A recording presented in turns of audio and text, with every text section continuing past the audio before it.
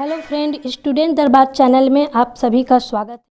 कल हम लोगों ने पढ़ा था अलंकार कितने प्रकार के होते हैं। आज हम पढ़ेंगे अलंकार की परिभाषा। अलंकार उदाहरण। अलंकार की परिभाषा क्या होती है। कल हमने आपको बताया था कि अलंकार जिस प्रकार स्त्रियां अपने शरीर पर शोभा बढ़ाने के लिए आभूषणों का प्रयोग करती हैं, पहनती हैं, उसी प्रकार भाषा या कविता को सुंदर बनाने के लिए अलंकार का प्रयोग। आज हम उसकी परिभाषा बताएंगे। अलंकार की परिभाषा। अलंकार दो शब्दों से मिलकर बना है। कितने शब्दों से मिलकर बना है? दो शब्दों से मिलकर बना है। पहला शब्द है अलम और दूसरा शब्द है कार। जहाँ अलम का शाब्दिक अर्थ होता है आभूषण और कार का शाब्दिक अर्थ होता है धारण करना। यानी कि क्या मतलब हुआ कि आभूषण को धारण करना। दूसरे शब्दों में हम कह सकते हैं जो काव्य की शोभा को बढ़ाते हैं उन्हें हम अलंकार कहते हैं।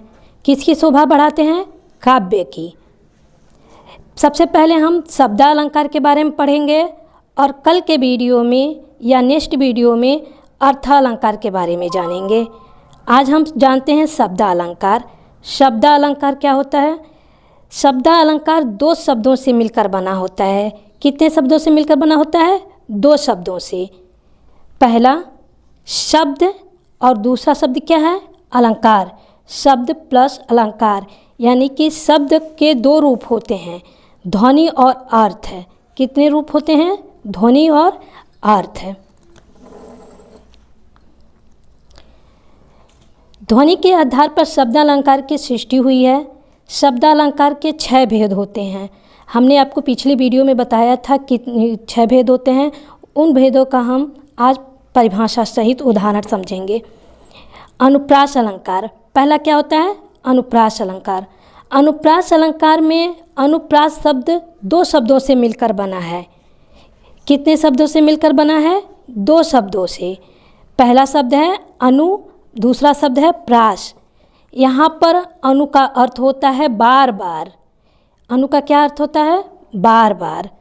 और प्रास का अर्थ होता है वर्ण।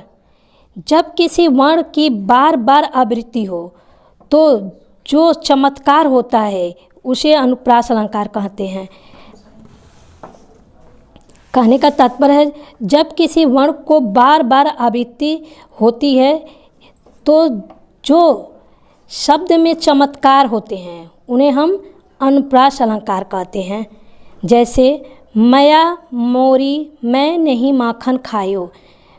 क्या है इसमें? मौ शब्द जो है वो बार बार आया है, इसीलिए यहाँ क्या हुआ?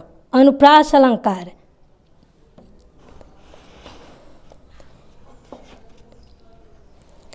यमक शब्द अब दूसरा है यमक अलंकार। यमक शब्द का अर्थ होता है दो। सबसे पहले हम जानेंगे कि यमक शब्द का अर्थ कितना होता है। यमक शब्द का अर्थ ही होता है दो।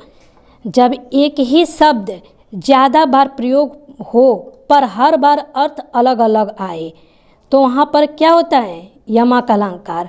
कहने का तात्पर्य है कि एक ही शब्द का बार बार प्रयोग हो लेकिन उसका अर्थ अलग अलग आए तो होगा यमक अलंकार। उदाहरण के लिए कनक कनक ते 100 गुनी माँ दत्ताए अधिकाय वा खाए बौराए नर वा पाए बौराए। कनक कनक ते 100 गुनी, यानी कि ये दो कनक हैं। एक कनक का अर्थ है धतूरा, दूसरे कनक का अर्थ है सोना। पहले कनक का अर्थ हुआ धतूरा, धतूरे का बीज जो इंसान खा ले वो पागल हो जाता है। और दूसरे कनक का अर्थ है सोना, सोना यानी कि गोल्ड। जैसे कि यदि इंसान अधिक मात्रा में सोना पा जाएगा तब भी वो पागल हो जाता है। पुनरुक्ति अलंकार। पुनरुक्ति अलंकार दो शब्दों से मिलकर बना होता है। पुनः धन उक्ति। जब कोई शब्द दो बार दोहराया जाता है वहाँ पर पुनरुक्ति अलंकार होता है। विप्सा अलंकार।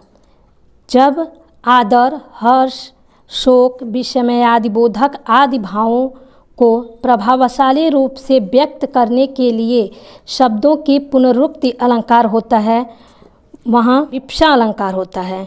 कौन सा अलंकार होता है? विवक्षा अलंकार।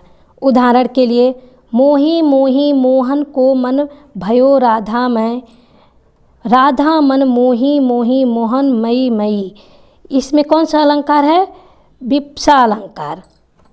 वक्रोक्ति अलंकार, जहाँ पर वक्ता के द्वारा बोले गए शब्दों का श्रोता अलग अर्थ निकाले, उसे वक्रोक्ति अलंकार कहते हैं। श्लेष अलंकार, श्लेष अलंकार जहाँ पर कोई शब्द एक बार आए पर उसके अर्थ अलग अलग निकाले जाएं, वहाँ पर श्लेष अलंकार होता है।